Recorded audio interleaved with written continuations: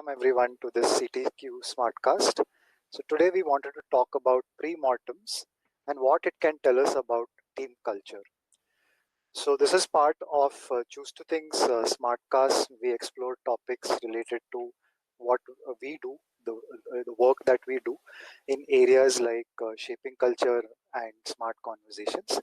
So we usually start with a question. So we'll come to Ankita first from our team. So Ankita, this is a famous painting called The Anatomy Lesson of Dr. Nicolaus Tulp in the 17th century by Rembrandt. It shows Dr. Tulp who's actually dissecting a body. So can you tell me what qualification would the corpse need to have to be eligible for such dissections? Any guesses? Needs to be dead. The person needs to be dead, basically. Needs to be dead. Okay, yes, that's true. But I want a answer that I could not have guessed myself. So, something like some qualification that this person would need to have. You could almost say it's a professional qualification. Professional qualification. Okay, Sirisha, do you want to try? Should never have been an organ donor. Okay. All right, Omkar. I will say that they should have been a priest. It's actually the opposite. They should not be they should not be a Christian, or there is some religious qualification as well. But no, the number one qualification, Harish. So I'll go with somebody who would have done a lot of manual labor, a farmer or blacksmith or locksmith kind of a person. Okay, Ankita has one more guess before we reveal the answer. Needs to be a criminal. That's right. He's got to be a criminal, and I think to us that doesn't come very naturally, guessing that. So yes, So this would have to be a convicted criminal, often someone who had been killed by hanging. So in some sense, you can predict that you will get a corpse, an official corpse from the city. And public dissections happened once a year, and they were a means actually to also collect money for the city council. So this was organized by the Guild of Surgeons, and they would do this once a year, and they would collect a lot of money in the process. So it helped to know where your next body was going to come from. So famous examples of post-mortems, but today we want to discuss pre-mortems. So we thought we'll start on a morbid note. So pre-mortems were introduced by Gary Klein. There's a very famous article in HBR in which he introduced to the world the idea of a pre-mortem. So as he says in the article, we've all been part of projects that have failed, will fail in the future, and we often think of what we could have done better. So the project management literature has a lot of activities that try to prevent projects from failing. And when projects fail, there is a process of looking back and doing a retrospective, trying to understand what could have been done better. But what Klein came up with, pretty clever idea. He said that most people who could have contributed to at the planning stage by telling us what could have gone wrong don't often open their mouth. And why don't we recast this as the project has failed and what could have led to its failure. So Gary Klein was inspired by an idea called as prospective hindsight, which sounds like an oxymoron, but we always have the benefit of hindsight. So can you do that? Can you fast forward into the future and apply hindsight? Was Gary Klein's great insight. So he spent a decade working on that before writing this paper. So the key idea is that you pretend as if you're doing a post-mortem, but at the planning stage. So let's go one step further and see how this is to be done. So Gary Klein says that imagine you're starting a project, you're planning for that project, you have a project plan. Now imagine it's 6 months into the future and your project has flopped and not just flopped, it flopped miserably. The corpse is lying on your table, and you are a surgeon, you are Dr. Nicholas Tull, who is going to cut open the corpse and ask what could have led to this, the death of this plan. So you bring a group of people together at the planning stage, and you ask them to imagine this scenario, and now ask them to tell you what went wrong. And there is a deliberate use of the past tense. You have to actually imagine yourself in that future where you're retrospecting over a dead plan. So it's a group activity. It is not meant for just one person to do. So you bring the entire group together, and Gary Klein has a step-by-step method in running a project Premortem. Now, a lot of people always ask us, how is this different from risk assessment? No, we always do risk assessment as part of our planning. So this is a slightly difficult question to answer. I think it's best experienced while doing a pre-mortem rather than just talking about it. But one usual distinction that is given is that it liberates the group from opening its from kind of holding back. So at the stage of planning, there is one person who's usually championing the whole project and has put together the plan, and you don't want to hurt his feelings, or you might not really find yourself in a position of power to point out certain flaws. So a pre-mortem formulation of this exercise can liberate a lot of these people to talk very openly about what could have gone wrong or what did go wrong, and that makes it very different from a more rational, more straightforward risk assessment that has perhaps lost its sting over time. And there are in fact studies that show that risk assessment and other such methods perform less well than pre-mortems when it comes to teams' confidence in kind of detecting or early detection of potential problems. So there is a lot of people have actually been trying to study this. So one underrated aspect of pre-mortems is the role of culture in a team and in an organization. So we have a group called the Future Stack, which is a compound that we run where we every week we discuss a theme. And one of the themes was, it came about thinking about the future. And so we were talking about pre-mortems in that context. And someone raised a very valid point saying that a lot of teams don't have the right culture in which you can introduce something like a pre-mortem. So that is what we want to discuss for the remainder of this episode. We want to understand what is the role that culture plays when it comes to new ideas, especially ideas such as the pre-mortem, which require some kind of a mindset shift. All right. So pre-mortems, according to Gary Klein, are like eclipses. So he says that just like an eclipse, take a solar eclipse, when it happens, you suddenly are exposed to the corona around a sun. And that's a point at which you realize that it exists, and that enables you to study underrated aspects of a problem. So in the same way, a pre-mortem lets a team see aspects of the plan that are ordinarily hidden. And he says this is hidden often because of the intensity of the planner's commitment to the plan. And also the team does not want to rock the boat. There is a need or unstated need for team harmony, and you don't want to upset that. So you are not invited to come and really speak your mind in terms of what can go wrong until you feel very comfortable about that. So so eclipses happen, rarely in a year. So pre-mortems and this need for revealing information about a problem or that could happen in a plan should not be that rare, according to Gary Klein. So let's take a story, right? So someone has just watched this Smartcast episode and is excited by the idea of using pre-mortems and has decided to use it or introduce it in their next project planning meeting. They have a big project coming up, an important project coming up. So this person excitedly wants to introduce this to the team. But wait, so we caution this person, why don't you apply a pre-mortem to this very exercise? So let's say it is 6 months in the future.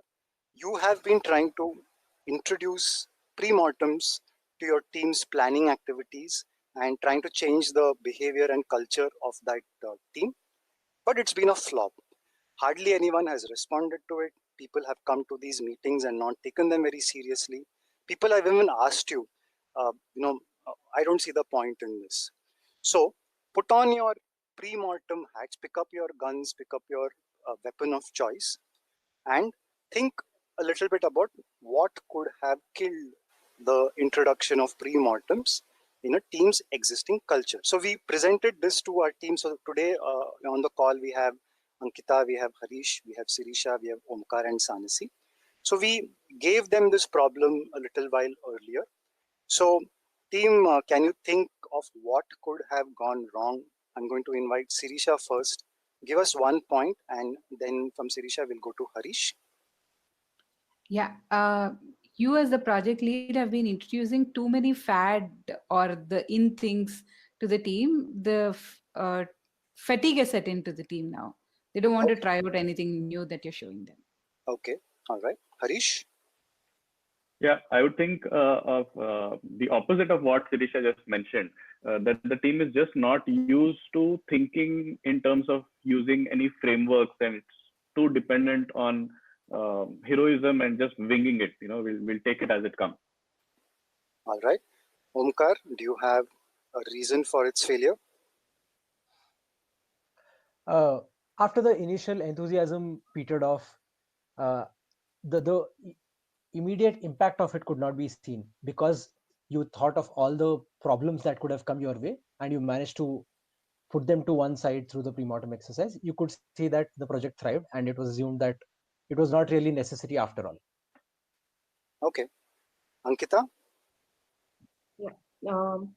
Probably people find it distasteful or defeatist to talk about killing of the projects before they even begin. So that they could have that block against the idea itself. Correct. And one idea from my side is that people just forgot to run it. It was not part of their, they're not used to it as a routine, and it just slipped their mind. It was just hard to get to it. Great. So we've found 5 different ways in which this could have been put to rest, put to bed. So at this point in a pre-mortem, you would start discussing a few solutions. How can you use this to change the overcome some of these problems now that we have anticipated it? But before we go into some of these solutions, Sirisha, you have tried or you have worked with very large teams. You know some of the challenges that large teams face. So when we work with a client and we have these great ideas for them, sometimes we bring in we don't understand the ground realities. So from put on your experience hat and tell us a few reasons or few challenges that leaders often face when they introduce new ideas or frameworks like this. So ideas and frameworks like this, where you're actually questioning people's capability in a way, right? Often is not received so well instantly until you explain it to them and tell them why this needs to be done. So for instance, you initially spoke about risk management, right? So when even large projects that was managing, seen projects being managed, your risk assessment is always about somebody else going wrong. So the client requirements changing or the team's estimates going wrong. It's always about a third person, but it's never about us as the primary factor for something to go wrong. So that becomes a big challenge for people to actually accept. And in hindsight, if I look at some of the projects that have failed, a pre-mortem exercise could have helped because we knew what was going on. It's just that we chose not to look at them. We assumed, like Harish was mentioning, right, we could wing it along the way. And that didn't happen. The other part is the whole optimism bias, right? You don't want to talk about anything that is negative. And it's also partly to do with our Indian culture where, you you're starting something, you don't start talking about what if it fails, what if it doesn't work. We always say, start on a very positive note.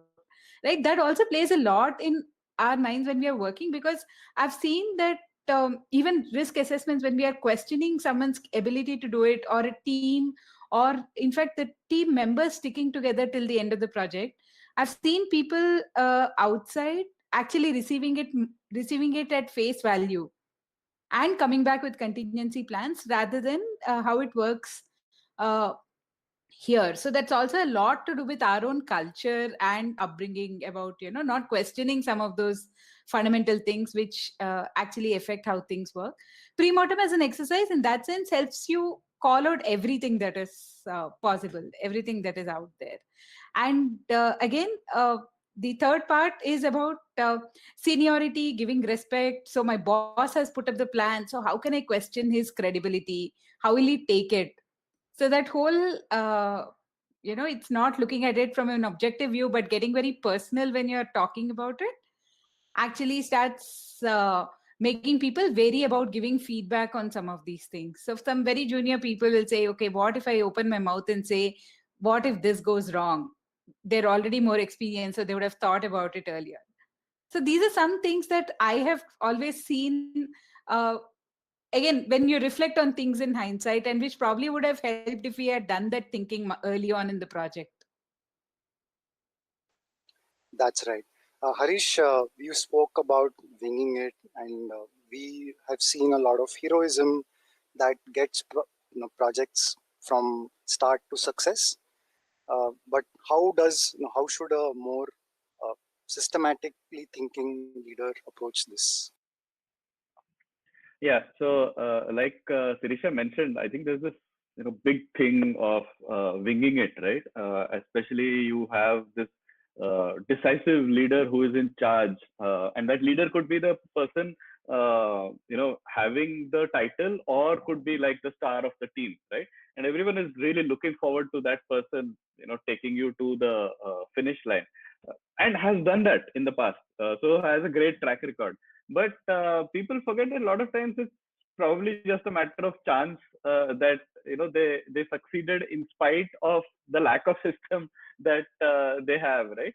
So we often talk about future planning, and I think I'm a big fan of the word futures, and not just future, because you actually need to think about all possible futures, and look at how many different directions you can go in, and then plan for it, right? Usually you either look at the most positive side, like Sirisha said, full optimism bias, and you want to think of only the best possible things that can happen. Sometimes you assume the other end of the spectrum, where you say, okay, this is going to just go bad, right? But there are multiple futures, multiple directions that can go, and that I think is something which people are not very comfortable with. They want to think binary. They want to think that, yeah, it's either going to work. If it's not going to work, it's not going to work. Let me not even start this project. I just stay away from it. But the fact is, most projects are moderate successes. Usually don't have either blockbusters or failures. It's usually middling, somewhere in between, and that's the thing that people fail to prepare for, fail to even think about, right?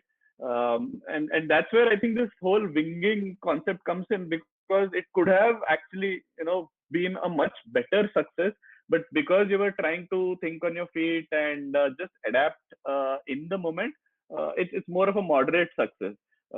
I'm not saying that you should not be thinking on your feet. You have to be thinking on your feet, right? But what's the harm in preparing yourself better? You're in a much better position, and what could have been 70 to 80%, you're probably satisfying yourself and selling yourself short by hitting a 50 to 60% kind of a an output there. And I think that's one big problem. Slight aside, Sirisha, but I just wanted to ask this question because it did come up. Um, you talked about the boss having this close association with the project or with the idea. You don't want to upset the boss.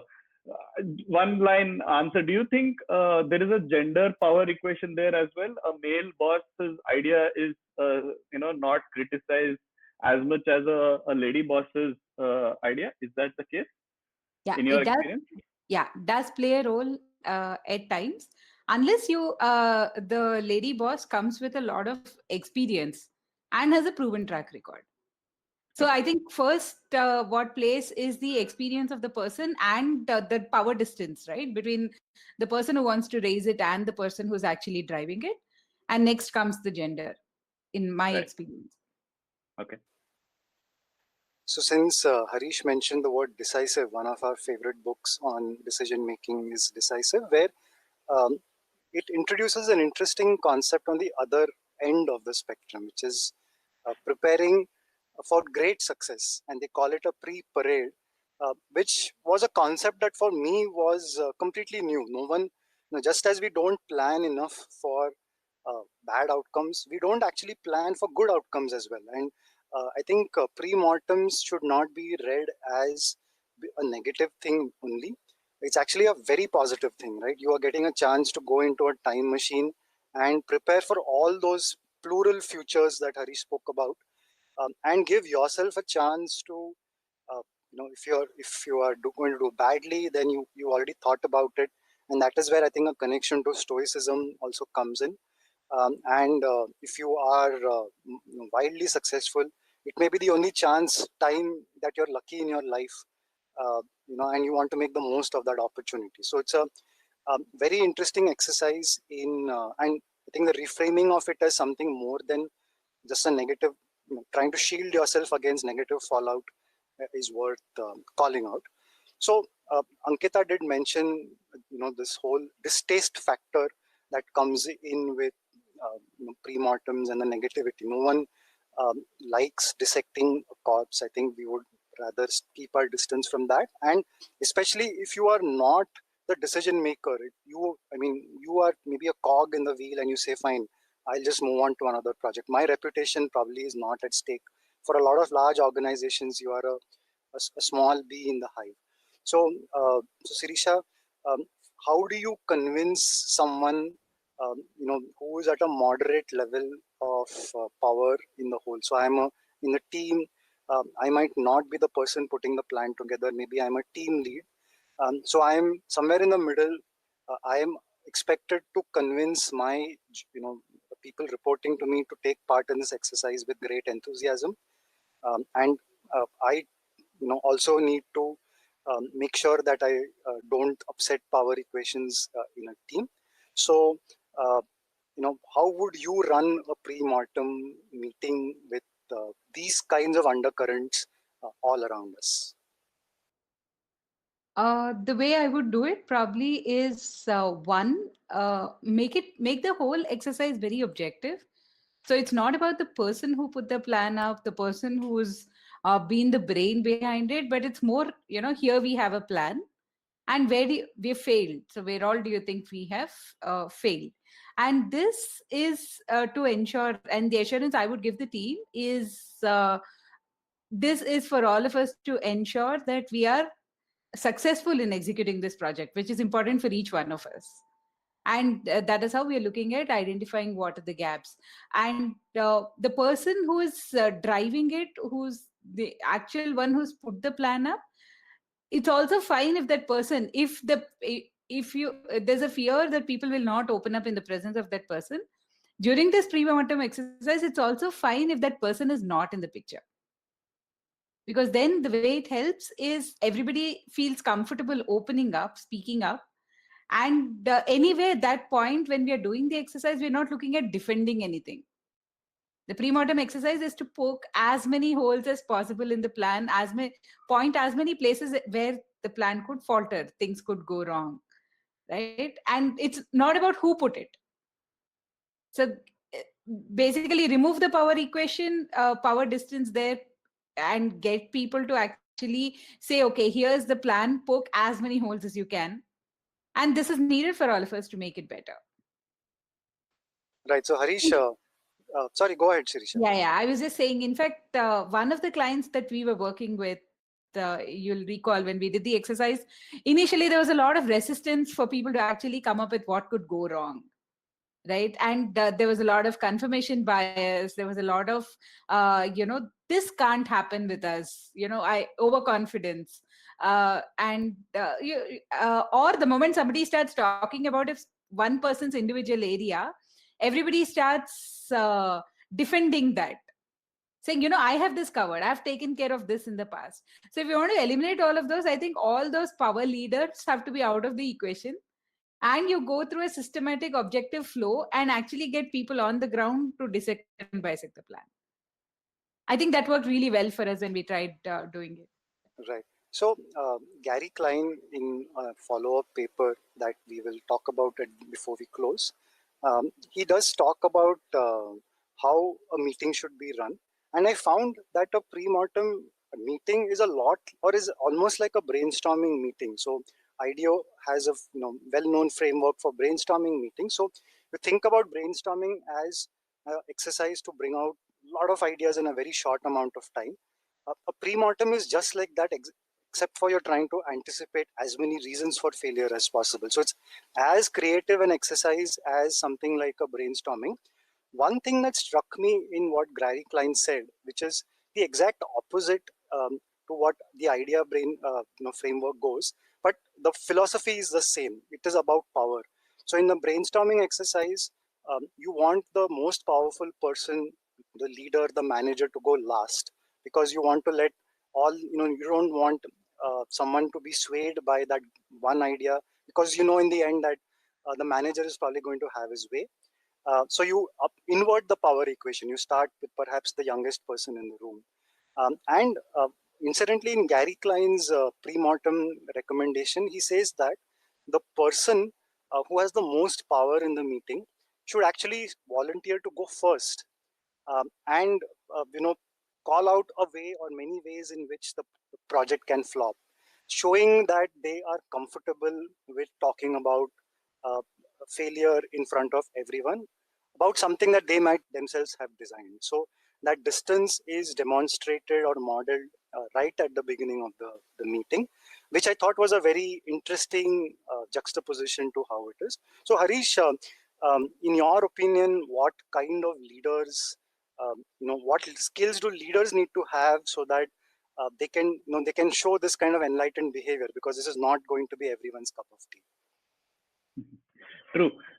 So I think the biggest thing, like you mentioned, I think you made the point in what you just said, Ramanand, is if leaders are actually showing vulnerability and they're being natural, they're being as human as possible. It's only when you're trying to put on this, superhero veneer, which is, completely infallible, which everyone knows that that's just not natural, right? That's not how you are. You are not a human if you are not going to fail.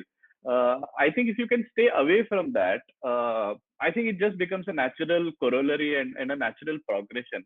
And yes, it might be a challenge for some people who have had this kind of an image for some time to actually take this step. In that situation, what I would suggest is, get someone else to come in who has no political affiliations with anyone in the team, right? And say that, yeah, your role in this meeting is to help us do a pre-mortem. So you just come and facilitate this, and that could be somebody from within the organization but outside their team, or someone completely outside their organization, but somebody who's seen as this complete unattached person who can come in, and you do that a few times, and everyone gets comfortable. And I think that will be a great way for these superhero leaders to also actually change the perception and the culture in the team to actually a more natural and more vulnerable kind of thing. When I say vulnerable, it's not just about showing, yeah, these are all the ways in which we can fail, but it's everyone is vulnerable. You have to accept it. Just be natural about it. Don't try to hide it, I think is a great way of putting it. So if they start doing that, in some way, and again, start thinking of all these frameworks, and that's what we talk about when we say a learning organization, right? The biggest thing about learning is just showing that you are humble. You are humble enough to admit that, yeah, I don't know this. I want to learn this, and I may fail while trying to learn something like this. So there are going to be occasions when you will not do the pre-mortem exercise in a great manner. You'll probably just do a rehash of the old risk mitigation exercise.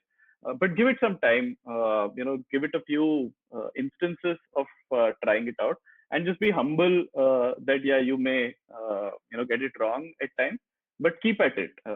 In some cases, you're going to pick it up quite quickly as well.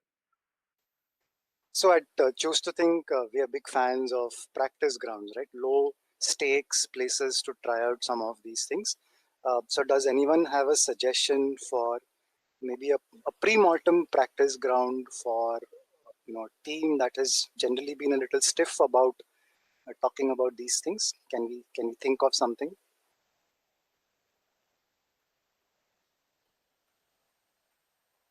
Yeah, one thing I can think of is actually doing a pre-mortem practice ground for problems that they're very distant from. Mm-hmm. You start with doing it. Essentially, the key things that I picked up from what Harish was saying is whole idea of vulnerable. It's okay to fail. I can also be wrong, and collaborative are key things, right? We want to drive it's the kind of behavior that you want to drive within a team. So get them onto practice grounds where we give them problem situations or problem plans, project plans, which are far away from what they're doing in real. And get them to start talking, get them to start having a structured approach to taking it. And I think a lot of this in terms of approach, while we can have broad guidelines to how to do the pre-mortem exercise, the actual approach, how a team goes about is very, very specific to that team, right? Mm. So let them use that approach to actually figure out what is the order in which they do, and then move back to their own project plans. I think it's the proximity to the plan and the closeness to the leadership that really makes the pre-mortem exercise difficult. So if you Right. move those two away, I think it should be doable. Go ahead, Harish. Yeah. So if you remember in the Heath brothers talk about in Decisive about, advising a friend. It's always easy to, tell something to your friend. You'll always end up giving the right advice to your friend.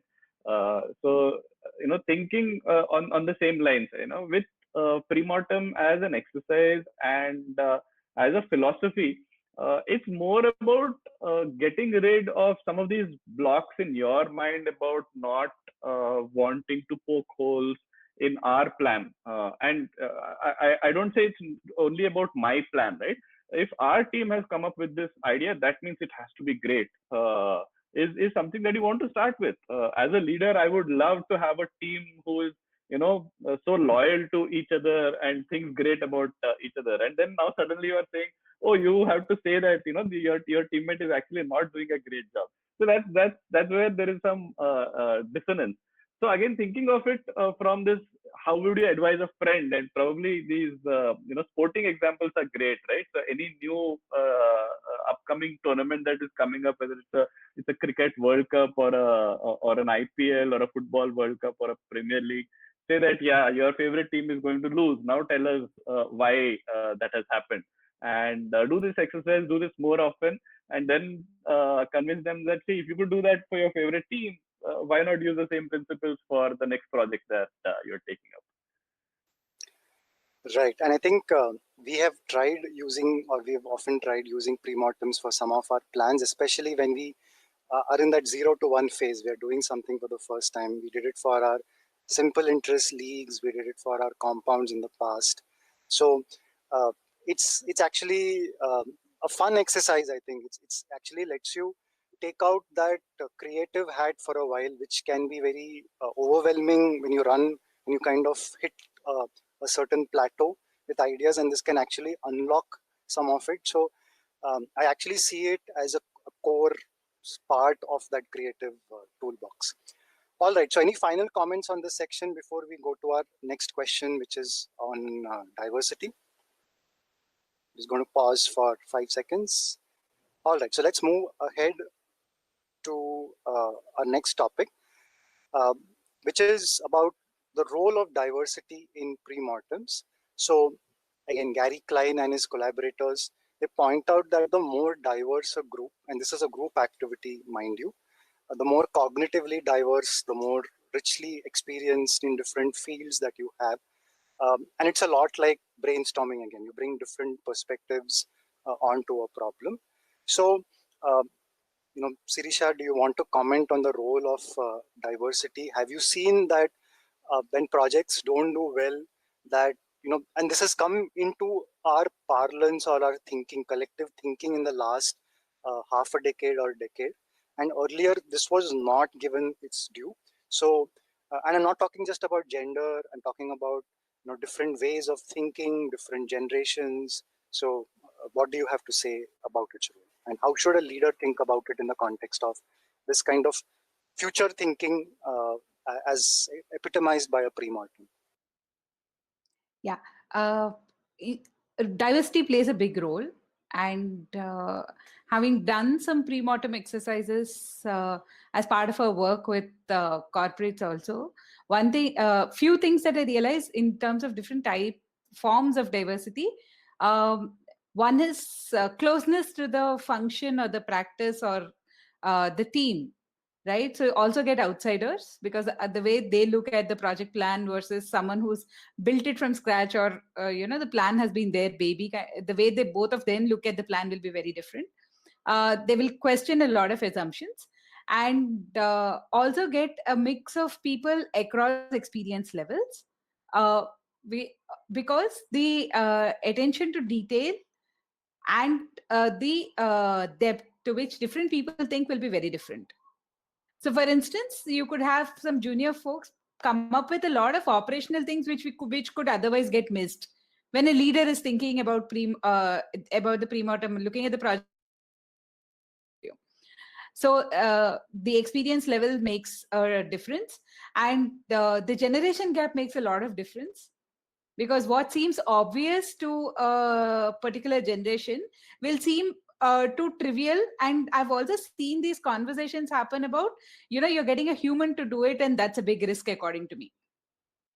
You should use a process or a system to do this, and not let a human intervene in something like this. So risk getting pointed out because of generation, because of technology, because of the extent of control that they want on the project and its execution. And in terms of gender diversity, it plays a very, very big role. I think getting people from having a good equal mix there, and also ensuring you give every person the same amount of chance to speak. So one part is, getting the right mix. The other part is to actually let everyone be equal in the group, in the meeting at that point when they're talking, and giving them enough airtime to hear everybody's opinion. And that is where sometimes, getting those people of power out of the equation makes a lot of difference, because you don't want them to either feel intimidated by the presence, or you don't want them to be cut off while they're speaking also. So yeah, so diversity, I think all forms of diversity plays a very big role in doing the pre-mortem exercise successfully. Harish, I had a question for you, which is about questioning skills. We have often heard from the people that we have worked with, the leaders that we have worked with, that a lot of the junior folks are conditioned in not raising their voices in meetings. And so, while we're talking about diversity and equality of opportunity, not everyone takes that opportunity, even in a very enlightened kind of a setting. So what can we do about it? What should one do about it? Yeah. So in fact, the way I would answer this question is also corollary to what Sirisha mentioned. So yes, it will be great if you have diversity in the team, right? Where you have different points of view. But what if your team actually doesn't have that diversity, right? So in that case, though it is going to be an approximation and you're going to do that by proxy, but the best that you can do is, you can actually get people to do some role play, right? You can ask people to take these roles and take these positions, that what if you are a millennial, or, what if you were a customer, or what if you absolutely hate this product, and things like that. uh, I would say an approach like that will also address this question that you just had, Raman, where yes, people in their natural default positions are not prone to asking questions, but now suddenly you just change the label. At the end of the day, it's just putting yourself in a different situation, and you give a different label saying your job is to ask questions now. Yes, it's not that somebody is going to move from 0 questions to 100 questions in 2 meetings, but at least if you tell them that this is the label that you now have and you have to ask 5 questions, I'm sure they'll get to 4 at least, and that will be a big start from 0 at least, and then you can go on. But it has to be these incremental jumps in terms of getting these questions, because it is not natural.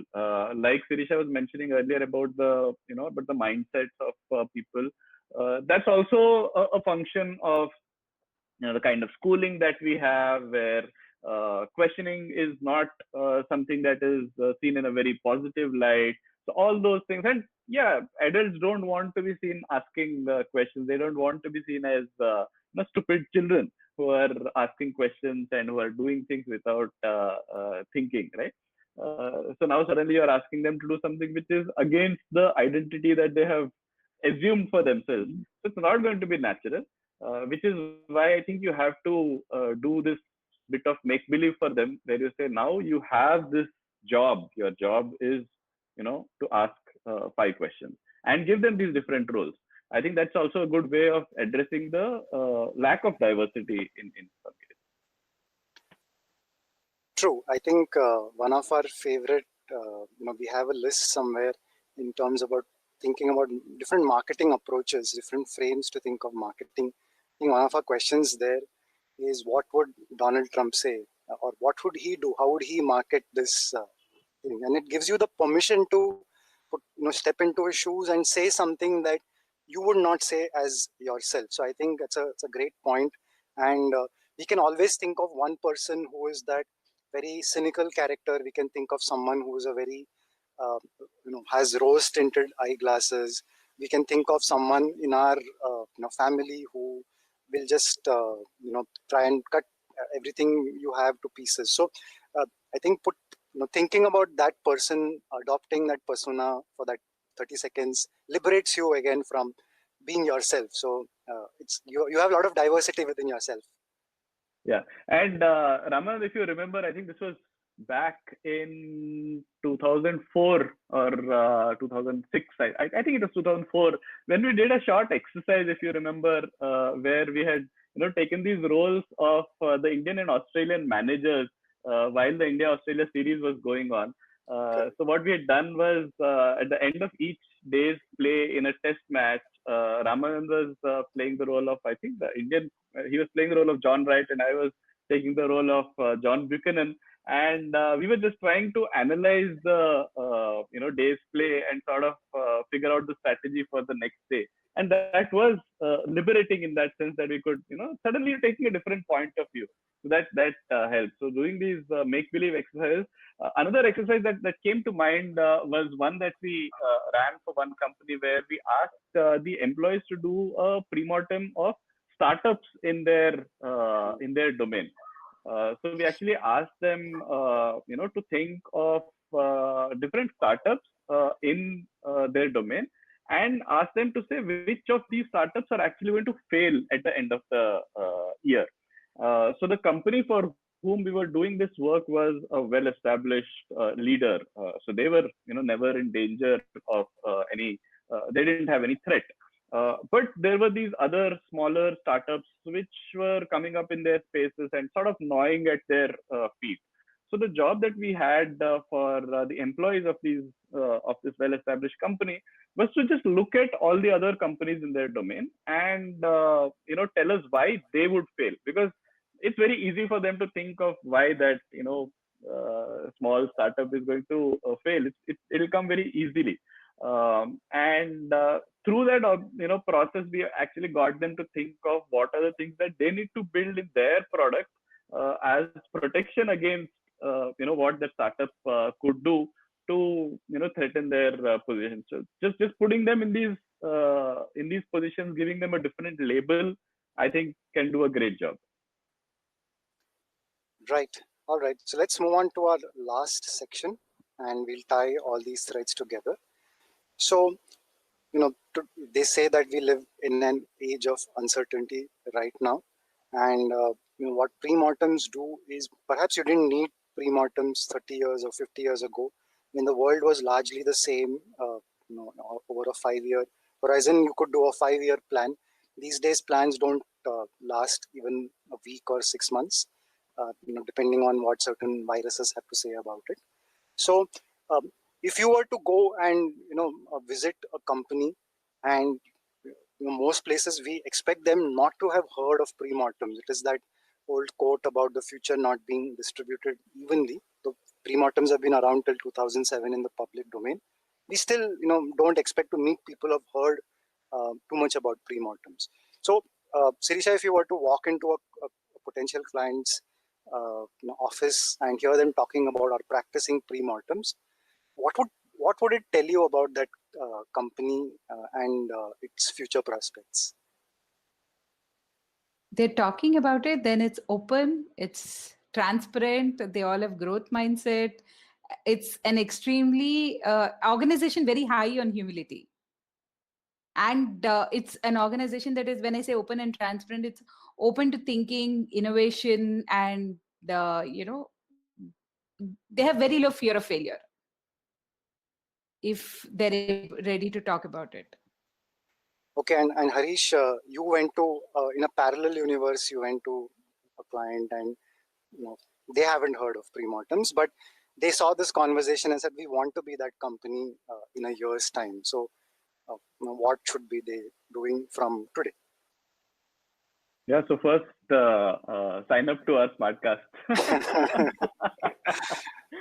Yeah, but jokes apart, I think the more and more you sort of get yourself exposed to and immersed in these kind of conversations where people are talking about ideas like the cognitive biases and mental models. Yes, they may seem like intellectualizing a trivial problem, but we are all human beings. At the end of the day, whether it's I keep saying the same thing, whether it's B2B sale or B2B sale or B2C sale, it's always humans who are taking decisions, and humans fall for biases. Humans are irrational, irrespective of what you think about them. They are irrational. So these are all things that are at play. When they are dealing with each other, when they're dealing with customers, when they're creating products or all these things, right? So the mental side, the cognitive side of things is extremely important. You may not have understood the value or the importance of how these things are impacting you, but you need to start understanding this because it is happening at some level or the other. It is happening. So whether you get this kind of knowledge from Choose to Think or from some other sources, you need to start understanding how humans think, how humans behave, what makes us fallible, right? What are the reasons why we behave in a certain way? In a lot of cases, you're probably doing a retrospective job of it. You're just trying to, in some cases, even force fit some mental model into how somebody has behaved in a certain way. I would say that is still a better way of going about it than just just going blind, right?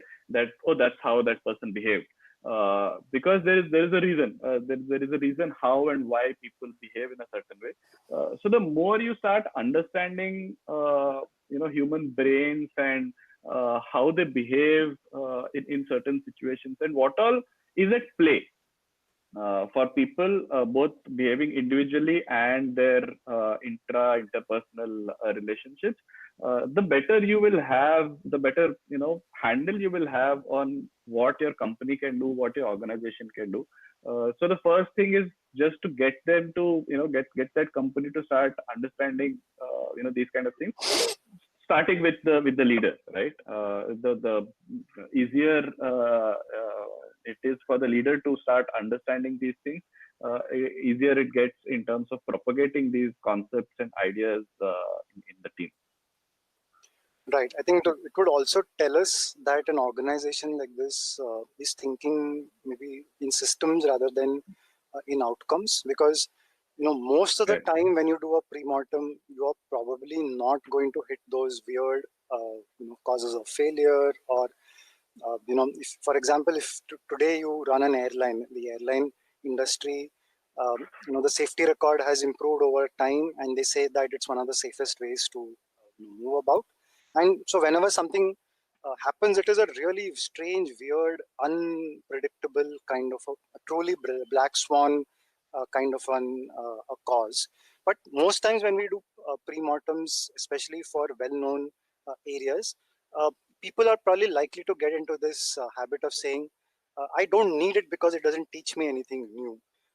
But if you still, in spite of that, if you still carry out this exercise, slightly painful exercise in the beginning, where you're exposing yourself to negative emotions and fighting confirmation and optimism bias, I think that also tells us a little bit about this company knowing that uncertainty is but a few meters away or a few nanometers away, and planning for that one day in a million that you don't want to be destroyed by. So I think that's the other thing that I can take from their experience. All right, so final comments before we go to a closing recommendation and final quiz question. Sirisha, Harish, Yeah. anything that you'd like to say? Go ahead, Sirisha. Yeah. So, just adding on to what Harish was saying about what is needed for a company who's not done anything like this and wants to do it. I think that whole framework or approach that we take in terms of letting people learn something, first mindset, then skill set, and then tool set. Right. So that process, I think, is extremely important. The mindset part is where the leader will start, using the empathy lens also, right? Looking at what does it mean to different people? Why is it that they won't do it? And that's probably the origination for building that right culture also, where people start where the leader starts thinking about how he can facilitate people to start opening up in some of the non-critical conversations, so they continue talking with the same level of confidence in critical conversations.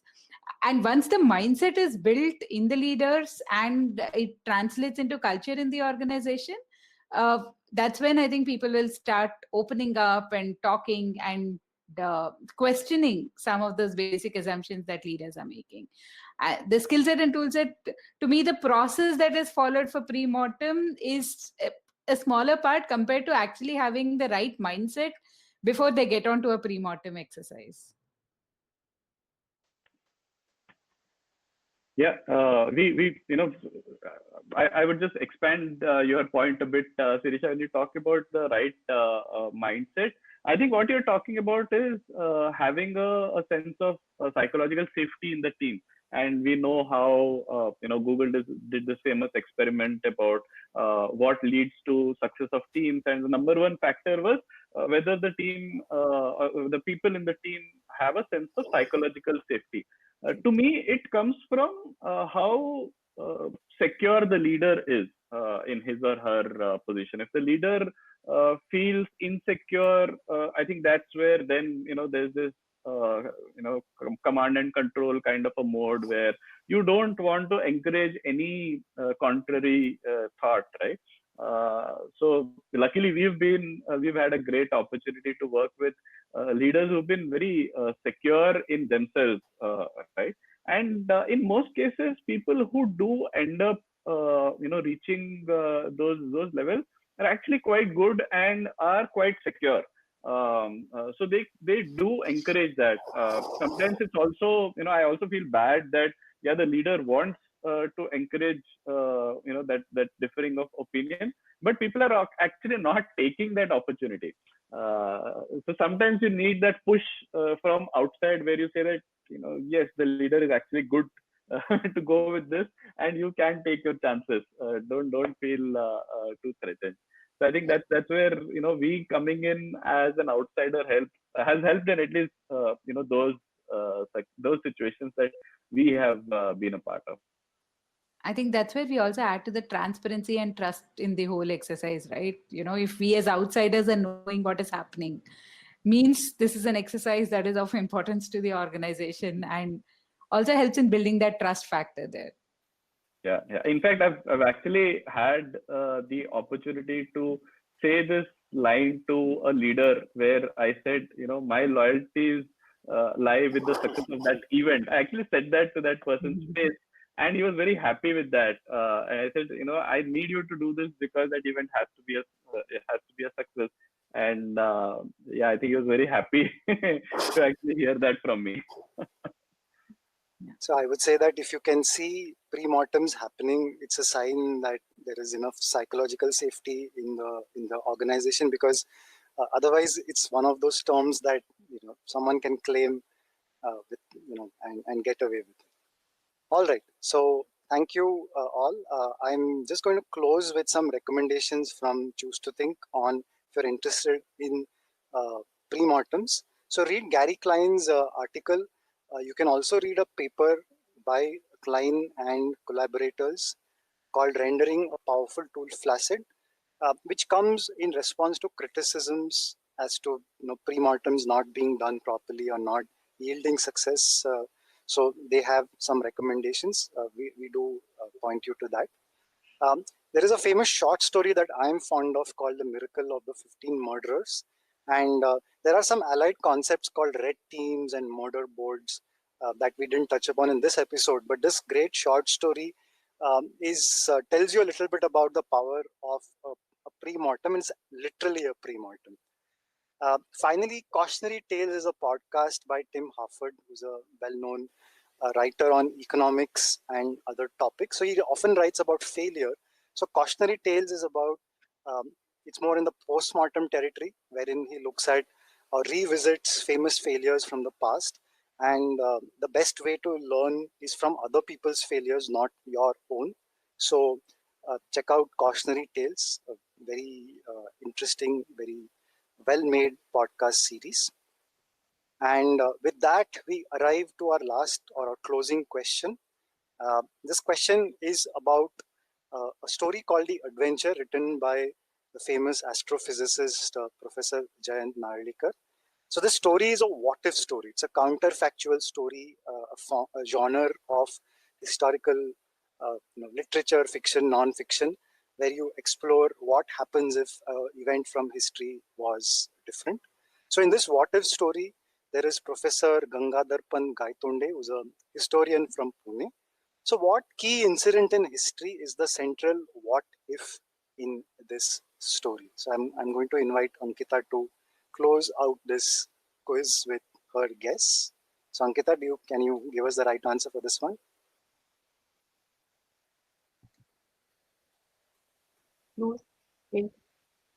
Clues, hints.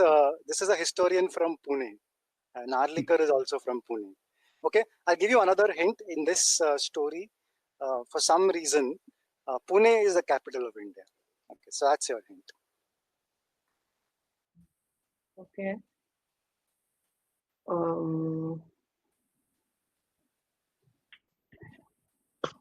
Okay, But, let me pass it to Harish. Yeah. So since it is Pune, and you gave a big clue there as well, and like people keep saying, they don't know that Marathas were in power, had so much influence over the country. So the what if is, what if Marathas had not lost the war of Panipat? So what would have happened then? Is that right? That is absolutely right. And Sanasi also gave me the right answer separately. So well done, both of you. Yes. So in this, there are a few what ifs, and one of them is bullet passing by Vishwas Rao, and he doesn't die in it. And there is a sequence of events that ends up with Pune being the head of the capital of Maratha India. But I'll let you read the story to find out what happens to Bombay. All right. So on that note, thank you for being part of this Smartcast on premortems and team culture. We'll have more Smartcasts coming your way very soon.